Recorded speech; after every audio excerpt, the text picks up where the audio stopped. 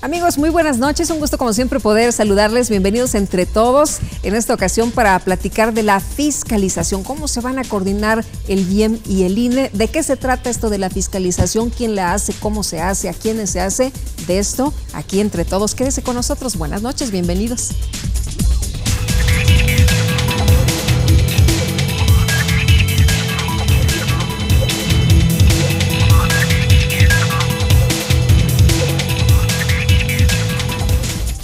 Bueno, y primero les quiero presentar un fragmento de lo que tuvimos en el programa anterior.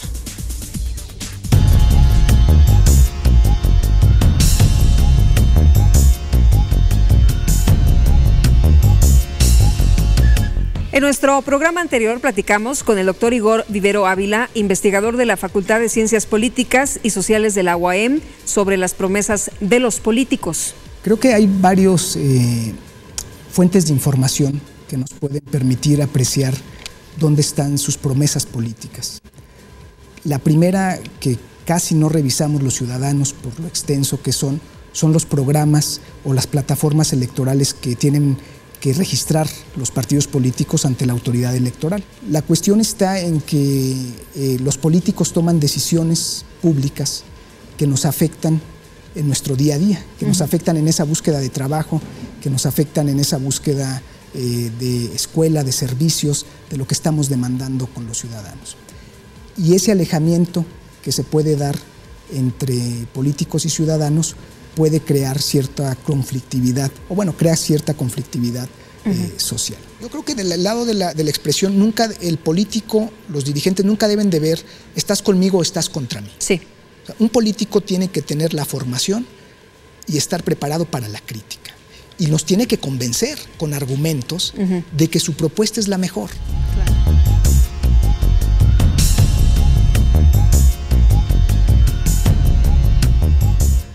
Y les quiero presentar a nuestros entrevistados esta ocasión. Edgar León Gutiérrez, él es subdirector de Fiscalización y Auditoría. Muchas gracias, Edgar, por estar aquí. Bienvenido. Lupita, buenas noches y muchas gracias por la invitación. Muy buenas noches. Y también nos acompaña Óscar Macedo Hernández, él es subdirector de Normatividad del IEM. ¿Qué tal? Qué gusto saludarte.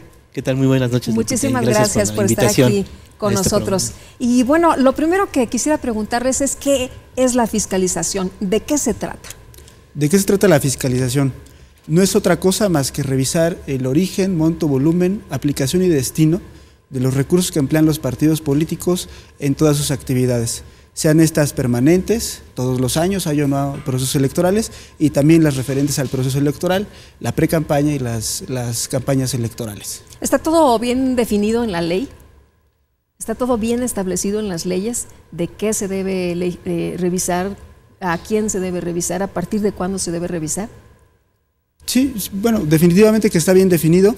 Efectivamente, venimos de una reforma electoral que transformó el paradigma de la fiscalización.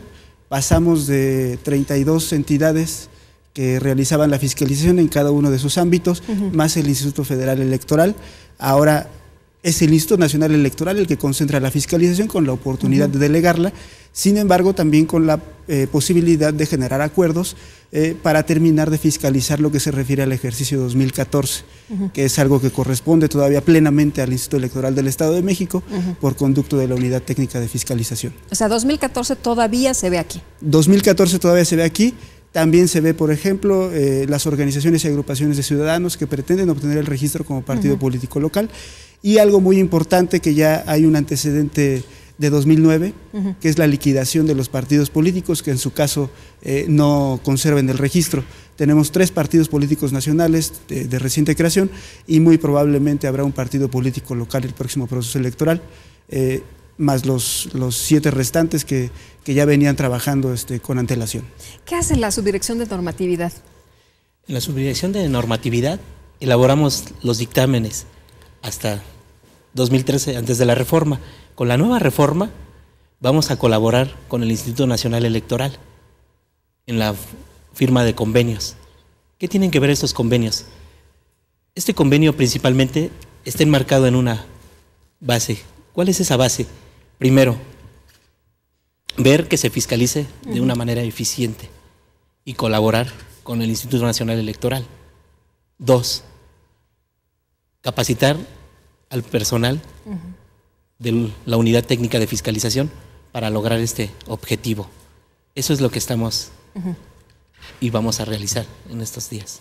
Y bueno, ¿se necesita gente especializada para hacer este trabajo? Porque me imagino que es una tarea muy meticulosa, ¿no? Muy especializada. Bueno, efectivamente es un equipo multidisciplinario que abarca desde contadores, administradores, abogados y hasta informáticos. Tenemos para realizar una fiscalización adecuada. Ahora empieza el ejercicio 2014-2015, ya estamos en marcha, ya empezó el proceso electoral en octubre. En fin, ¿qué trabajo se está haciendo? Bueno, actualmente la labor es de coordinación con el Instituto Nacional Electoral. En estos días está pendiente todavía la firma del convenio de colaboración con el mismo. Y definitivamente que en una de esas partes, en una cláusula de ese convenio, viene la fiscalización a partidos políticos y los instrumentos para colaborar con la unidad técnica de fiscalización del INE. Nosotros tenemos que informar a la unidad técnica de fiscalización del INE los montos de financiamiento que se otorgan a los partidos políticos, tanto para actividades permanentes como para de pre-campaña y campaña, las listas de los candidatos, los topes de gastos y algo muy importante también que es referente a las candidaturas independientes. Como sabemos, las candidaturas independientes van a tener que estar respaldadas por una asociación civil. Nosotros habremos de informar a la unidad técnica de fiscalización todo lo referente a los representantes legales de esas asociaciones civiles, sus responsables financieros, para que finalmente la Autoridad Nacional Electoral pueda llevar a cabo su labor fiscalizadora. ¿No es un doble trabajo que están haciendo el INE y el IEM con este tema de la fiscalización? ¿No están haciendo dobles tareas? No, yo creo que más allá de que sea doble trabajo, es una labor de coordinación. Como comentaba al inicio, se cambia el paradigma de la fiscalización. Ahora hay una actividad, una autoridad central que la lleva a cabo, pero las autoridades estatales electorales, los famosos OPLES, organismos públicos locales electorales, tienen el deber y además también la atribución de coordinar y colaborar con el Instituto Nacional Electoral. Hablabas hace un momento de liquidar un partido. ¿Antes no se hacía, no se liquidaban los partidos? La liquidación a partidos políticos viene a partir de la reforma electoral de 2007, que digamos que es el antecedente de la última. En el caso del Estado de México ya hay dos precedentes. Se liquidó un partido político local y un partido político nacional que tenía el registro en el Estado de México en 2009 por no obtener el porcentaje que establecía en ese momento la legislación electoral de votación. Y son dos precedentes que ya están. Esa atribución de la liquidación continúa en los organismos públicos locales electorales y en su caso será una actividad que pueda llevar a cabo la Unidad Técnica de Fiscalización del IEM. Oscar, ¿están todos preparados? ¿Está todo el equipo listo ya para hacer estas tareas? Sí, de hecho, bueno, tenemos antecedentes. Por ejemplo, bien ejemplifica Edgar. Hay dos partidos que se liquidaron ya en el Estado de México, que era Socialdemócrata y Futuro Democrático. Y fue en un tiempo récord, porque en España, para liquidar al Partido Vasco, tardaron 5 años. Y en el órgano técnico de fiscalización se liquidó en 2 años. Creo que es un tiempo récord. Y creo que alguna de las reformas con la nueva ley electoral, creo que tomaron muy en cuenta lo que se venía realizando también en el órgano técnico de fiscalización, que era la celeridad en los procesos. Sí. De hecho, en el Instituto Electoral del Estado de México tienen algunas NOMs, ¿no? Tienen algunos reconocimientos por el trabajo que se ha venido haciendo en diferentes rubros. De hecho, bueno, un mandato del titular del órgano técnico de fiscalización, Hernán Mejía, siempre ha sido la innovación, la certificación en la calidad. Se cuenta con una ISO 9000-2008, que es precisamente para la mejora de los procesos. ¿Y cómo fue que lograron hacer esta liquidación en 2 años, en tan breve tiempo? Bueno, en primera, por una reglamentación que se venía instrumentando antes de que sucediese. Entonces, el titular mandó su propuesta al Consejo General. Esta propuesta fue aprobada en un reglamento, no se sabía que se iban a liquidar partidos políticos. Entonces, con esta se implementaron distintos mecanismos que tuvieran mandatado precisamente los tiempos, las formas y cómo se debería de liquidar, y varias de ellas fueron tomadas en la reforma federal. O sea, el ejemplo del Estado de México se tomó para el nuevo formato, la nueva ley. Así es. De hecho, también en el órgano técnico hicimos un tipo de benchmarking. Sí. Precisamente ¿Qué es esto? El benchmarking es tomar lo mejor de distintas corporaciones que han llevado a cabo ese tipo de tareas. Ah, ok. Muy bien. Pues entonces es un ejemplo. Nosotros vamos a hacer una pausa, vamos a un resumen de las actividades más importantes y regresamos de inmediato.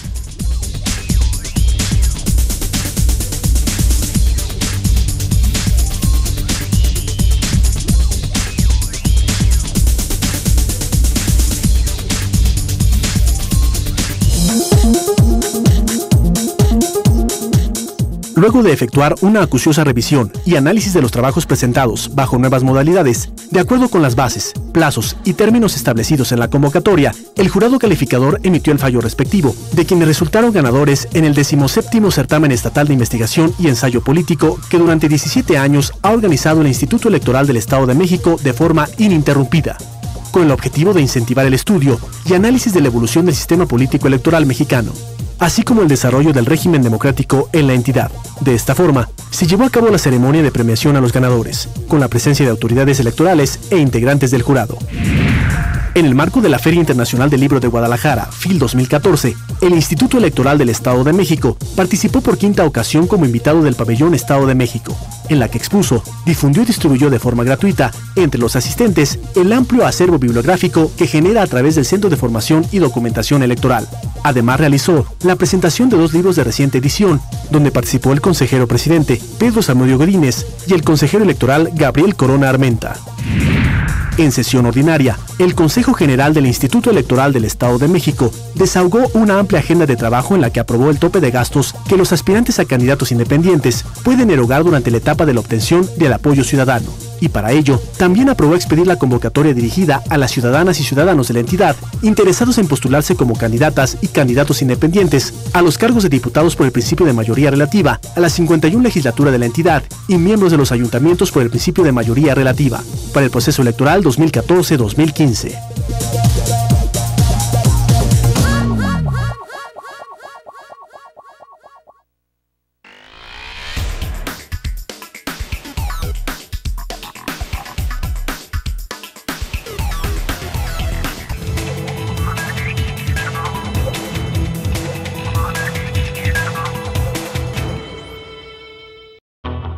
El Instituto Electoral del Estado de México cumplió 18 años de vida institucional y seguirá trabajando con el apoyo de la ciudadanía mexiquense.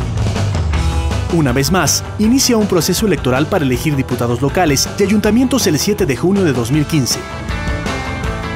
En el IEM seguimos trabajando. IEM, Instituto Electoral del Estado de México.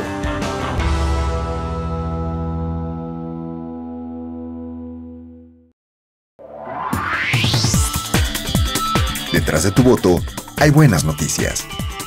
Un programa del Instituto Electoral del Estado de México.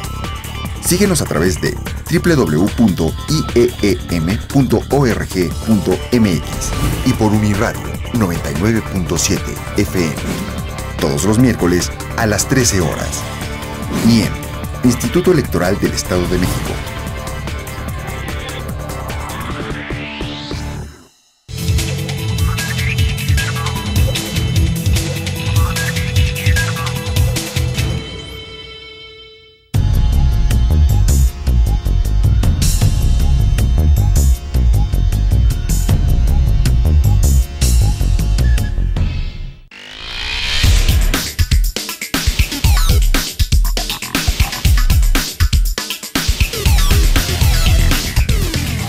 Porque yo creo que el dinero sale de los ciudadanos. Entonces hay mucho desperdicio, mucha publicidad que a final de cuentas se tira, es basura y luego ni siquiera la recogen, que es lo peor de todo. Porque tendríamos nosotros el conocimiento de saber en qué se está gastando nuestros propios impuestos, porque es un beneficio para nosotros y también eso nos afecta. Yo pienso que es para el bienestar de todos los mexicanos. Si se vigila lo que hacen con el dinero, estaría mucho mejor el país. Pues para que todos nosotros como ciudadanos estemos informados, una. La otra, pues nuestra responsabilidad también es poner un granito de arena que nosotros en ser analistas de cómo se gastan los recursos y todo eso, y qué tipo de gente nos va a representar en los partidos.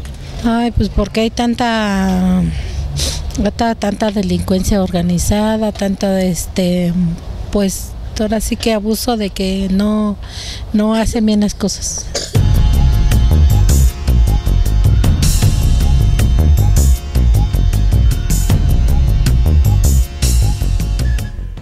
Bueno, estamos de regreso. Retomamos varios de los aspectos que comentan nuestros amigos a quienes entrevistamos en la calle, que nos hacen favor de respondernos con sus opiniones. En el tema del abuso, hay quienes señalan, para que no se abuse tenemos que estar ahí pendientes, ¿no? Atentos. Y por otra parte, el dinero es de los ciudadanos. O sea, el dinero nos tienen que rendir cuentas, nos tienen que decir en qué se gasta, a dónde se va, porque no es posible que dinero de nuestros impuestos vaya a parar a quién sabe dónde. Sí, efectivamente, bueno, la Constitución política establece un sistema de financiamiento mixto, pero con financiamiento público preponderantemente. Los partidos políticos tienen derecho a recibir financiamiento público y este tiene que ser siempre mayor al financiamiento privado que reciban.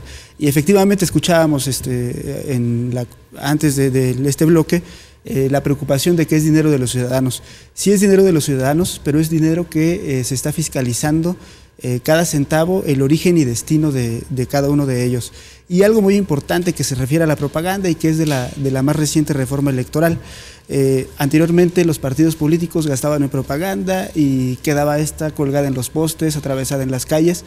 Con la reforma electoral la propaganda tendrá que ser de material reciclable, de material textil, y los partidos políticos están obligados a presentar un programa para reciclar la misma. Sí, porque decía una de las señoras ahí, y además gastan un montón, nos contaminan todo y ni siquiera recogen su basura. Ahora, a partir de la reforma, están obligados a retirar la propaganda, y no solamente a retirarla, que ya era una obligación que tenían con antelación, sino a reciclarla. Entonces, es algo que es innovador en la reforma y que tiene que ver mucho con la preocupación de los ciudadanos, que son, como bien decía la señora, quienes finalmente pagan sus impuestos, de los que sale el financiamiento que se otorga a los partidos políticos. ¿La fiscalización es como una auditoría en una empresa privada? Mira, bueno, el término fiscalización es vigilar y controlar el gasto, es así a grandes rasgos. Y creo que es como lo que hacemos en nuestras casas, ¿no? Así es. Entra el dinerito y estamos ahí atentos. Así es, ¿no? Es, por ejemplo, si tú le dices a tu pareja, a tu hijo, le dices, oye, necesito que vayas a la escuela, ¿no? Y ese dinero precisamente se tiene que emplear para la escuela, ¿no? O lo que es para la comida, ¿no? Tiene que ser para la comida. Eso precisamente se vigila en la unidad técnica de fiscalización, que cada peso que se gasta en lo que es.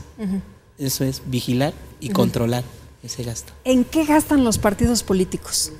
Los partidos políticos tienen derecho a gastar en la manutención de sus órganos internos estatutarios, tienen derecho a gastar en nómina porque tienen oportunidad de tener trabajadores, de tener empleados, gastan en propaganda, haya o no proceso electoral, hay propaganda institucional que nosotros podemos ver todos los años permanentemente en las calles o en la televisión, gastan en la producción de los mensajes de radio y televisión sin que gasten en el pago de los mismos, porque eso es de los tiempos del Estado. Y gastan preponderantemente en la manutención de sus órganos estatutarios, que es lo más importante. Y como decía Óscar, el financiamiento debe estar destinado al cumplimiento de los fines que establece la propia Constitución. Si quieren sacar de un rubro para echarle a otro, ¿se vale? No se vale. Digamos que viene etiquetado el dinero que se otorga a los partidos políticos y no se puede desviar. Lo que es para actividades ordinarias se tiene que gastar en actividades ordinarias, lo que es para actividades específicas es para actividades específicas. Algo muy importante, el financiamiento que tienen que destinar para el fortalecimiento de las mujeres, que tiene que ver mucho con la equidad de género y que es muy importante también porque se complementa con la nueva fórmula que establece para el registro de candidaturas la más reciente reforma electoral. Ahora tiene que ser 50% hombres, ¿no? 50% mujeres, y no puedes estar cambiando el género en las fórmulas para evitar el famoso fenómeno de Juanitas, las diputadas, ¿no? Juanitas, así es. Y Óscar, tú decías, no pueden meter mano de uno para meterle a otro. Así es, precisamente están bien etiquetados, como bien indicaba Edgar, ¿no? Están los gastos para actividades ordinarias, que son para la manutención del partido político. ¿Actividades ordinarias quiere decir manutención? Manutención del partido político, todo lo que realiza comúnmente. Tienen otras que se llaman actividades específicas. O sea, para lo del diario, ¿no? Así es, lo que dice, como dicen en la casa, ¿no? Esto es para comida, sustento y vestido, ¿no? ¿Y las especiales? Las especiales vendrían a ser como para los 15 años, vacaciones, publicidad. Y precisamente tienen que ver con la divulgación de la cultura política democrática, ¿no? Publicaciones, revistas que realizan los partidos políticos. ¿Querías agregar algo, verdad? No, sí, que tiene que ver con las actividades específicas, son las tareas editoriales, los partidos políticos siendo obligación de producir revistas, de producir libros, con la divulgación de la cultura política democrática, que bien mencionó Óscar, y son actividades que ya están más, que nosotros verificamos que de verdad se destinen a ese tipo de cuestiones. Ahora, en el caso de la fiscalización a organizaciones y agrupaciones, ¿ahí cómo se ve? ¿De qué se trata? Bueno, las organizaciones y agrupaciones de ciudadanos están obligadas a informar el origen y destino de sus recursos. O sea, no nada más los partidos políticos. No nada más los partidos políticos, también las organizaciones y agrupaciones de ciudadanos, y están obligadas a informar el destino y el origen y destino de sus recursos desde que notifican al instituto el inicio de sus actividades políticas independientes. Desde que dicen quiero convertirme en partido político, en ese preciso momento surge la obligación de informar sobre el origen y destino de sus recursos hasta la obtención, en su caso, del registro. Actualmente la manera de informar ese origen y destino de los recursos es trimestralmente. La unidad técnica de fiscalización revisa trimestralmente cada uno de sus informes y al final de la etapa está obligada a remitir un dictamen en el que se especifique si ha cumplido o no la organización de ciudadanos en materia de fiscalización, con la salvedad de que si no ha cumplido es una causal suficiente para negarle el registro como partido político local. La fiscalización de las organizaciones de ciudadanos es pedagógica, es de enseñanza. ¿Quieres ser partido político? Sí. Antes de serlo, enséñate a rendir cuentas. Muy bien. ¿Y querías agregar algo? Hay algo aquí muy importante. Se quejan mucho de que cómo llevar la contabilidad en las agrupaciones de ciudadanos. Con la reciente reforma, en el artículo 34 del reglamento de fiscalización del Instituto Nacional Electoral, cuando las agrupaciones reciban ingresos menores a 2,000 salarios mínimos, llevarán una contabilidad simplificada. ¿Eso qué quiere decir? Quiere decir que no solamente llevarán un libro de registro sencillo, no llevarán contabilidad en línea, ni tendrán obligación de contratar un contador público, porque precisamente eso a veces son unos candados para la generación de nuevas propuestas políticas. Entonces eso es muy importante también con la reciente reforma, que si tienen ingresos menores a 2,000 salarios mínimos, pues llevarán, lo que te digo, una contabilidad simplificada. Así es. Muy bien. En el caso de la rendición de cuentas, ¿por qué es tan importante esto de la fiscalización? ¿Por qué es tan importante que nuestros amigos sepan qué se está haciendo en el Instituto Electoral del Estado de México? Yo preguntaba al principio, ¿quién lo hace? ¿Cómo se hace? ¿A quiénes se hace? Bueno, es muy importante porque tiene que ver directamente con la legitimidad de quien está accediendo al poder. La fiscalización es la revisión de los recursos que un candidato empleó en la obtención del voto y finalmente en llegar al poder. Ese es el punto fundamental. ¿Cómo se hace? Eso sí tiene sus bemoles. En el caso de la unidad técnica de fiscalización, como bien lo decía Óscar hace rato, es un ejemplo paradigmático a nivel nacional, no solamente porque somos la unidad técnica que mayor cantidad o volumen de recursos fiscaliza, y eso es obvio porque el Estado de México es el padrón electoral y la lista nominal más grande del país, sino porque a iniciativa de nuestro titular, el maestro Hernán Mejía, contamos con la certificación ISO 9001-2008 de la que ya habló Óscar, y digamos que nos adelantamos un poco a la reforma electoral. Nosotros ya estábamos implementando un sistema de gestión de seguridad de la información ISO 27001, que nos permitía realizar la fiscalización en línea y además nos permitía no solamente abaratar los costos de la fiscalización, sino reducir los tiempos. Contábamos con un software especializado, hecho a la medida del Estado de México, mediante el cual realizábamos la auditoría en línea, y era más sencillo ir a las oficinas de los partidos políticos, y que es algo que retoma la reforma electoral del mes de mayo y del mes de febrero, la constitucional. O sea que son bien picudos para fiscalizar en el Estado de México. Pues bueno, el término picudo no, pero bueno, hemos ido trabajando con el maestro Hernán Mejía López, precisamente en eso que es la innovación, ¿no? El traer precisamente de absorber de otras entidades lo mejor para ponerlo en marcha en el Estado de México. Y se ha funcionado y se ve.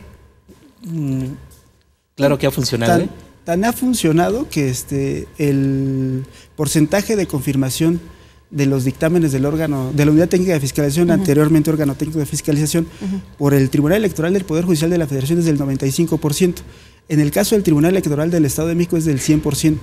Eso habla de la eficiencia y de la eficacia que ha tenido la Unidad Técnica de Fiscalización en el ejercicio de su atribución. Muy bien, hacemos una pausa y enseguida estamos de regreso. Estamos hablando de fiscalización, así que quédese con nosotros porque estamos hablando de qué hacen con su lana.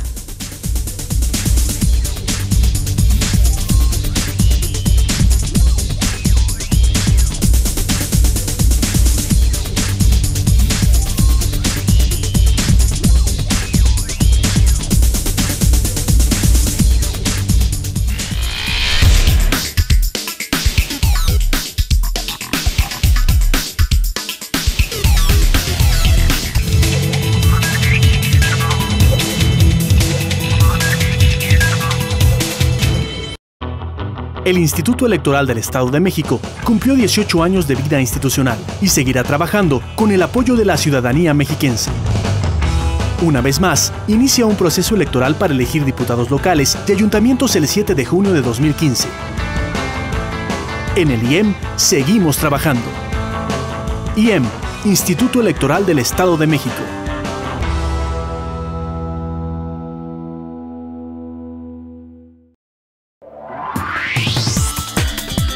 Detrás de tu voto hay buenas noticias. Un programa del Instituto Electoral del Estado de México. Síguenos a través de www.ieem.org.mx y por Uniradio 99.7 FM. Todos los miércoles a las 13 horas. IEM, Instituto Electoral del Estado de México.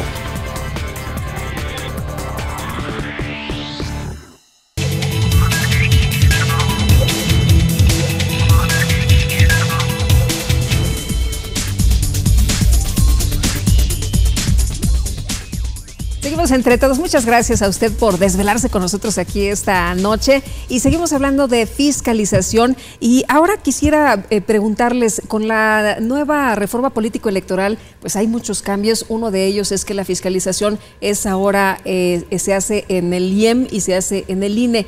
Pero, ¿qué le toca a cada quien? ¿Cómo se determina qué hace cada quien? Bueno, algo muy importante que ya habíamos mencionado.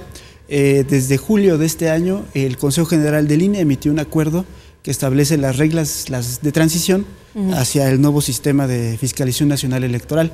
En esas reglas de transición deja a los soples la fiscalización de todo el ejercicio 2014, es decir, desde el 1 de enero hasta el 31 de diciembre de 2014, en términos de la legislación vigente antes de la reforma electoral. ¿Esto qué implica? Que la Unidad Técnica de Fiscalización va a revisar el origen y destino de los recursos de los 10 partidos políticos nacionales a partir del 30 de marzo, que es la fecha en que están obligados a presentar sus informes, y contará con un plazo de 60 días para dictaminar los mismos. Aparte de eso, está también la posibilidad de delegar alguna de las funciones de la fiscalización. Eso depende de un estudio que haga el INE, el Consejo General del INE, respecto de la capacidad técnica y operativa de cada uno de los soples, para poder determinar si delega o no delega la función fiscalizadora respecto de algún ejercicio en particular o de todo el proceso electoral. Y así también está la labor que es de coordinación y de colaboración con el INE, que es lo que ya había comentado, lo referente a enviar al INE los montos de financiamiento, los topes de gastos de precampaña, de campaña, listas de candidatos, con sus datos de RFC, sus nombres completos y todo ese tipo de cuestiones que tienen que ver ya con la fiscalización del proceso electoral 2015, que va a ser una labor coordinada entre el IEM y el INE. Por lo pronto, ¿se va a entregar en el mes de marzo toda la información de 2014? Así es, los partidos están obligados a entregar el 30 de marzo su información contable del ejercicio fiscal de 2014. ¿Y cómo va este proceso? ¿Ustedes están revisando ya? Quiero aquí meter un pequeño gol, y precisamente que también lo retomó el Instituto Nacional Electoral, que es fijar fechas para la auditoría. Anteriormente no se realizaban, y el maestro Hernán Mejía López siempre ha sido garante de la audiencia que tienen todos los partidos políticos y que se conozcan las fechas en que se les debe de fiscalizar, y eso lo retomó precisamente el INE en su nueva reglamentación. Estipuló fechas porque anteriormente no la tenían, solamente emitían así sus acuerdos y todo. Y eso es algo que también aquí en la Unidad Técnica de Fiscalización se venía realizando. Oye, y bueno, ¿esto qué significa? Que tenemos rendición de cuentas, que tenemos transparencia, que la gente debe o tiene más confianza en el IEM, por ejemplo. Creo que sí es algo muy importante que hemos tratado y ha tratado de pugnar nuestro titular de la Unidad Técnica de Fiscalización, y es precisamente esa triada, que es la transparencia, la información y la rendición de cuentas de todos los entes obligados. ¿La gente puede tener información de lo que ustedes hacen? Sí, definitivamente los dictámenes y los informes de resultados de la Unidad Técnica de Fiscalización, otrora órgano técnico de fiscalización, siempre han sido publicados, uno, en la Gaceta de Gobierno del Estado de México. Cualquier persona puede ir a comprar un ejemplar de la Gaceta y enterarse palabra a palabra qué dice un informe de resultados y qué dice un dictamen. A su vez, están publicados en la página del Instituto Electoral del Estado de México, y la Unidad Técnica de Fiscalización cuenta con un micrositio en el que se desglosan todos y cada uno de los datos más relevantes de cada uno de los procesos fiscalizadores, y pueden ser consultados por cualquier persona accediendo a la web. Es una labor de transparencia del órgano garante de la transparencia. Oye, y bueno, me queda una duda. Si ya empezó el ejercicio 2014-2015, si ya empezó este proceso electoral, ¿ahí cómo se fiscaliza? Bueno, el proceso electoral se comenzará a fiscalizar en el 2015, a partir de febrero, que a partir de febrero, que es el mes en el que se van a desarrollar las precampañas. Después vendrá la campaña y la jornada electoral, que será ahora el primer domingo de junio, el 7 de junio será el día de la jornada electoral, pero eso ya será durante 2015. Hace rato comentabas si ya se está fiscalizando el 2014, y sí. En el mes de agosto y septiembre se llevó a cabo la revisión del informe semestral de avance del ejercicio. Nosotros ya tenemos un corte a la mitad de año de los ingresos y gastos de los partidos políticos.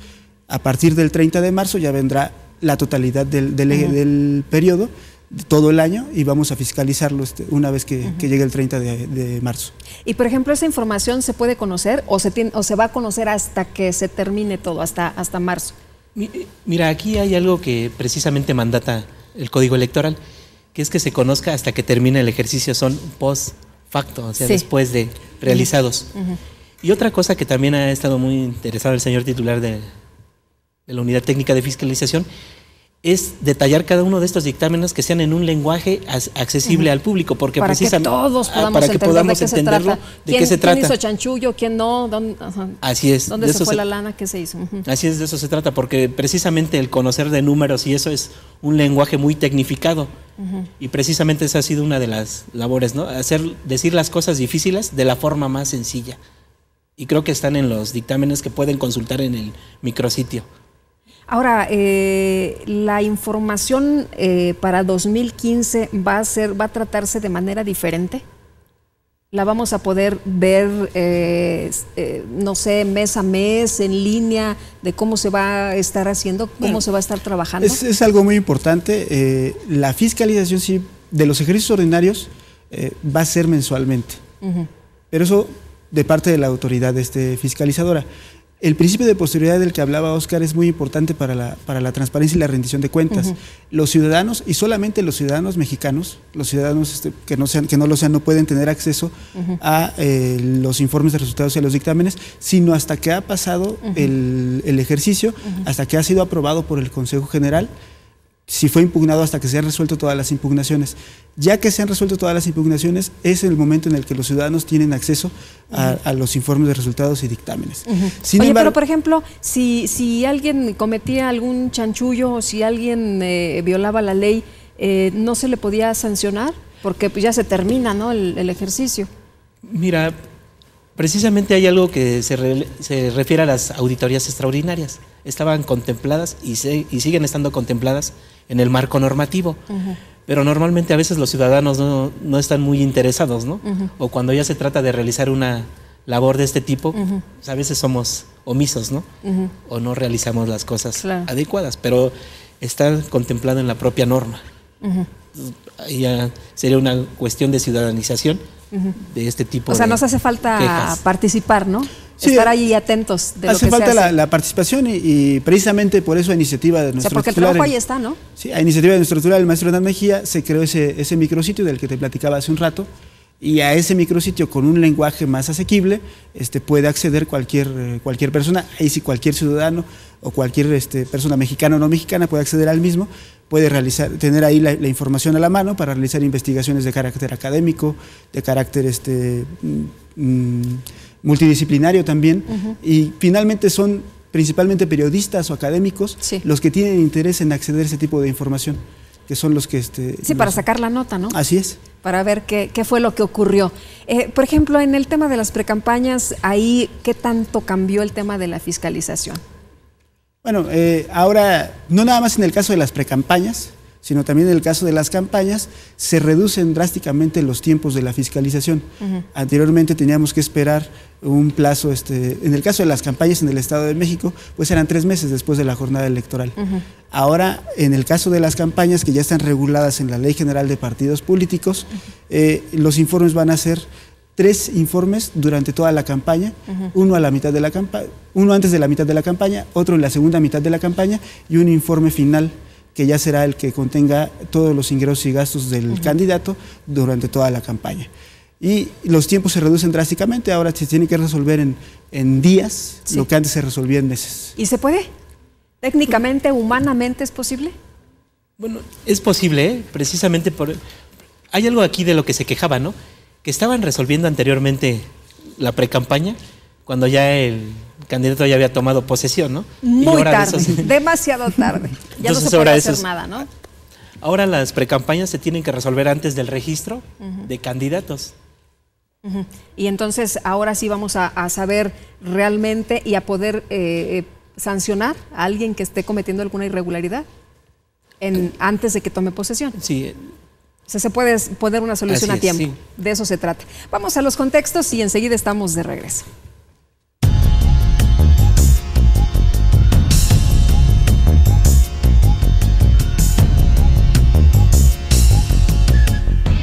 Me parece que es un tema complejo, pero finalmente yo creo que la parte principal justamente es la participación del gobierno y la participación de los ciudadanos.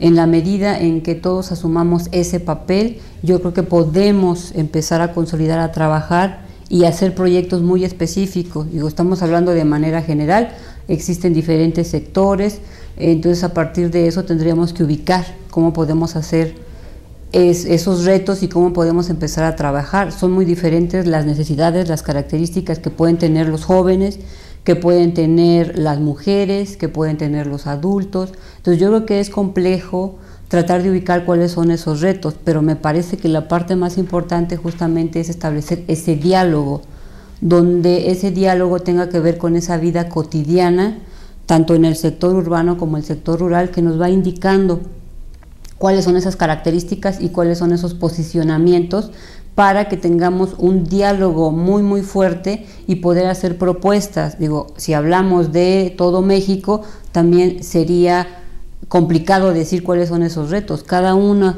de nuestros territorios tiene características muy específicas. El Estado de México, con cerca de 16 millones de habitantes, me parece que es así de complejo, y ubicar qué está pasando en cada uno de los estados es complicado. Por eso insisto que tenemos que tener ese diálogo con los distintos sectores y a partir de ahí hacer políticas públicas, propuestas muy puntuales para poder ubicar y poder hablar de esa democracia que nos puede llevar a una mejor vida social, a una mejor calidad.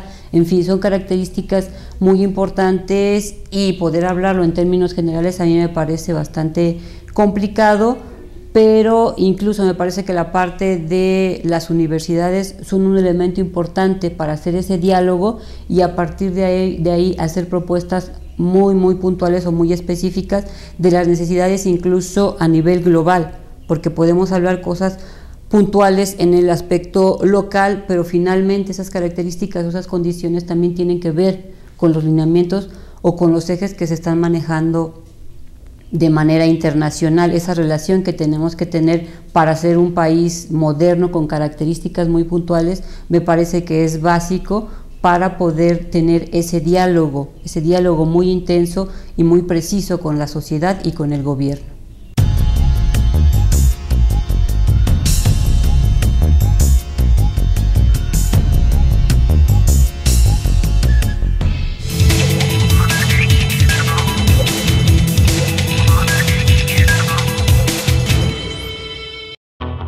El Instituto Electoral del Estado de México cumplió 18 años de vida institucional y seguirá trabajando con el apoyo de la ciudadanía mexiquense.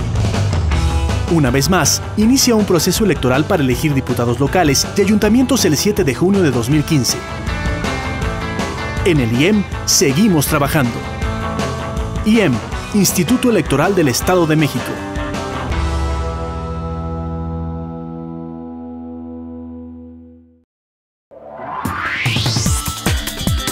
Detrás de tu voto hay buenas noticias. Un programa del Instituto Electoral del Estado de México. Síguenos a través de www.ieem.org.mx y por Uniradio 99.7 FM. Todos los miércoles a las 13 horas. IEM, Instituto Electoral del Estado de México.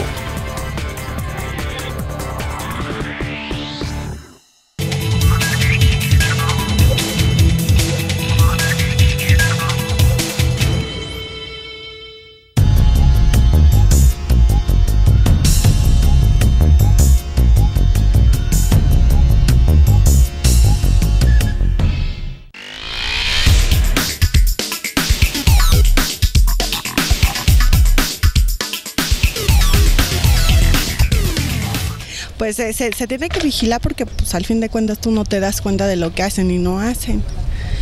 Y muchas veces te dicen que hacen una cosa y al final es otra. Porque de esa forma se va a poder gobernar mejor y se van a poder usar en para lo que realmente son destinados. Bueno, pues es para el bien de todos, saber en dónde se destinan los recursos, porque pues si todo lo dejamos ahí se va, pues nunca va a llegar a nada. Pero también no hay que atacar tanto. Yo pienso que no hay que descalificar a las personas que lo están haciendo, porque en lugar de ayudar a nuestra patria le estamos dando en toda. Sí, no hay que descalificarlos. Sí, hay que vigilar los recursos, pero también hay que tener en cuenta y dejarlos trabajar. Para saber en qué se lo están gastando y en qué está invirtiendo, en qué se están generando estos, ¿cómo se llama? Los recursos que nos proporciona el gobierno. Eso es un problema que está afectando a todo el país. Es importante la transparencia porque todo el presupuesto que manejan es de nosotros, al fin y al cabo de los contribuyentes. Es fundamental verificar en qué se gasta, porque al fin y al cabo es dinero nuestro, ¿no? Y dependemos de ellos. Pues para saber en primer lugar en qué se ocupa el dinero. En segundo lugar, muchas veces hay desfalcos y cosas por el estilo. Entonces, vigilar el recurso es que se aplique donde debe de ser y como debe de ser.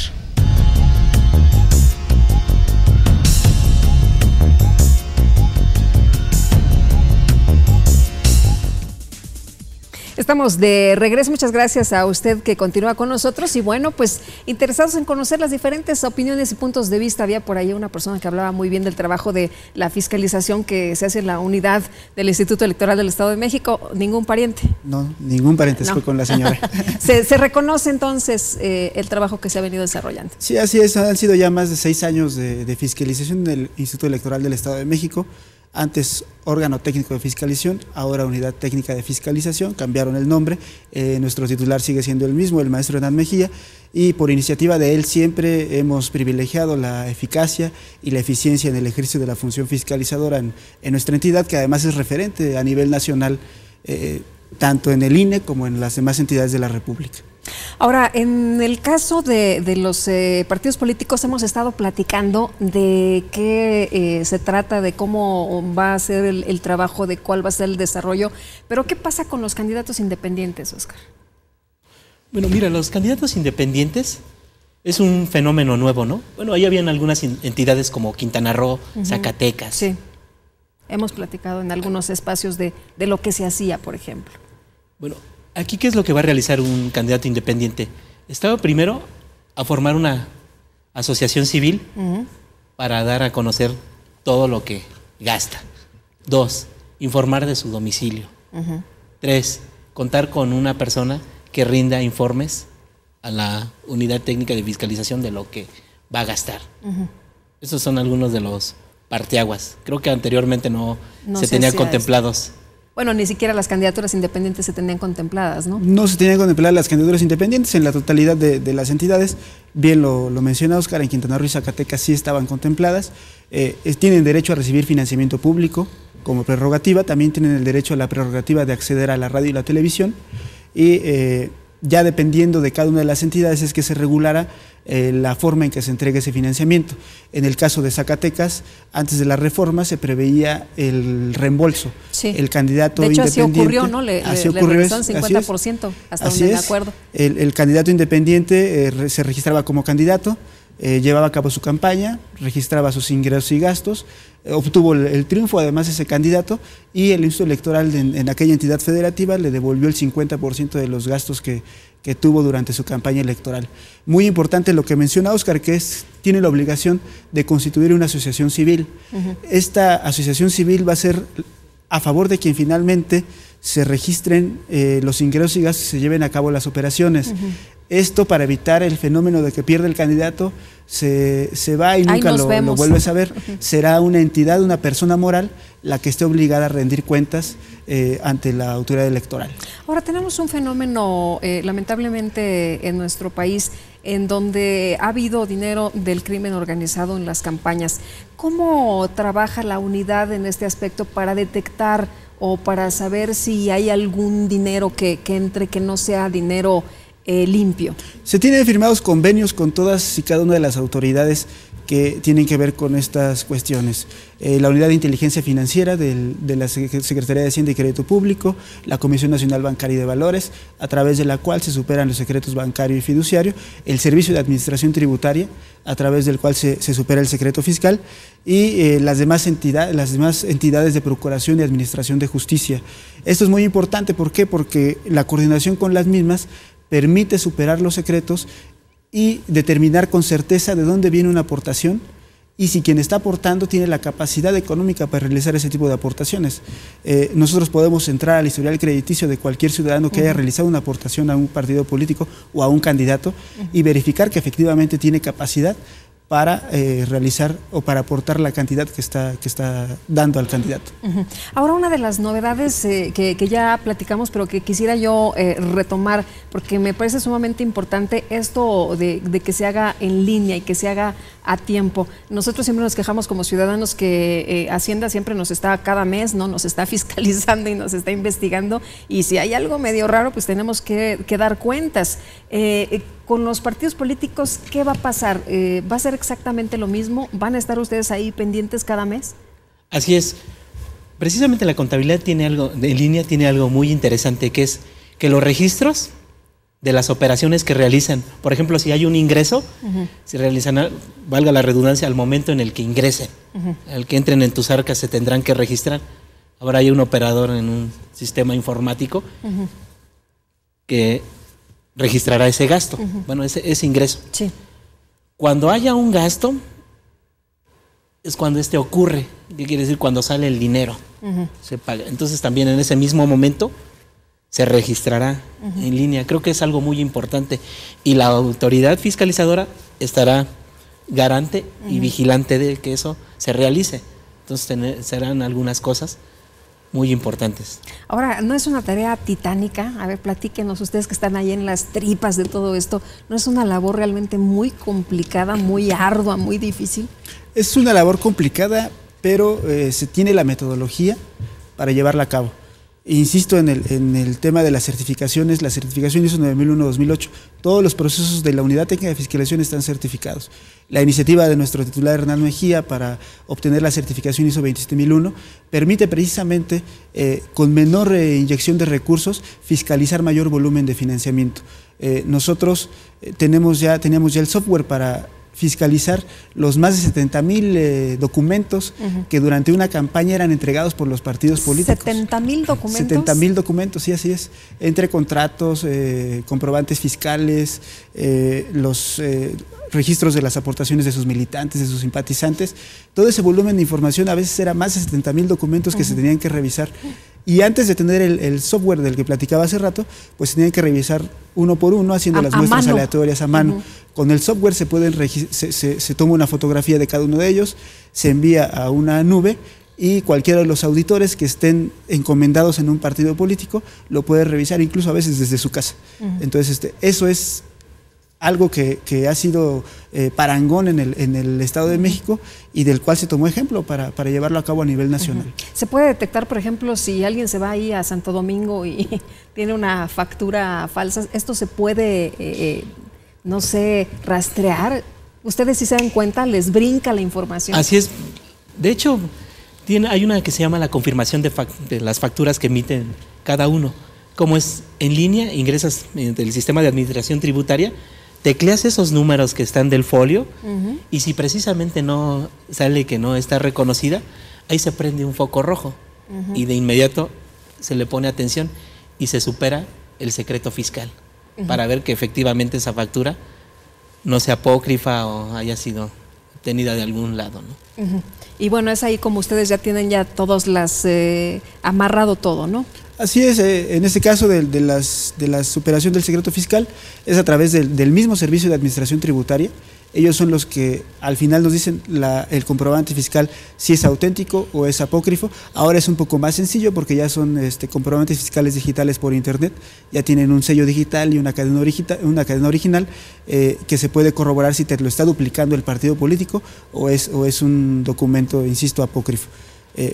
Ese es a través del Servicio de Administración Tributaria y a través también de la Comisión Nacional Bancaria y de Valores, la superación de los secretos bancario y fiduciario, que tienen que ver directamente con las aportaciones que reciben los partidos políticos y de quiénes vienen las mismas. ¿Se le estamos poniendo más difícil a los partidos políticos en materia de derroche de dinero? Como decía alguna de las personas, es que se gastan el dinero y no sabemos a dónde va a parar. Se pone puntual atención en el hecho de que gasten los recursos para el cumplimiento de sus fines.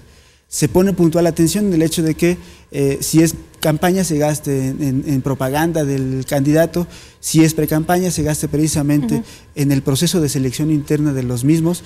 Es una atención que más allá del cumplimiento de la obligación de la autoridad, es el cumplimiento de obligación de cada uno de los partidos políticos de registrar sus operaciones adecuadamente y de reportarlas oportunamente a la autoridad electoral. Óscar, ¿la gente puede confiar en el trabajo que ustedes están haciendo? Así es, creo que se ha venido realizando por parte del titular de la Unidad Técnica de Fiscalización, el maestro Hernán Mejía López, una buena labor. Están ahí los informes, como bien mencionaba Edgar, los dictámenes que no han sido revocados. Hay un 100%, de efectividad. Entonces creo que sí se puede confiar en la Unidad Técnica de Fiscalización. Y aparte también, el volumen que se fiscaliza es con 30 personas solamente. Es como tú bien decías, es una labor titánica, ¿no? Sí. Que bien podría ser el 13º trabajo de Hércules, ¿no? Muy bien, pues les agradezco a ambos que hayan estado con nosotros. y bueno, pues por esta oportunidad de aprender más sobre el tema de la fiscalización. Edgar, muchas gracias. Gracias a ti, Lupita, por la invitación y buenas noches a todo el auditorio. Oscar, muchas gracias. Muchas gracias a ti por la invitación. Y muchas gracias también a usted por habernos acompañado. Que tenga muy buena semana, muy buena noche, que la pase muy bien.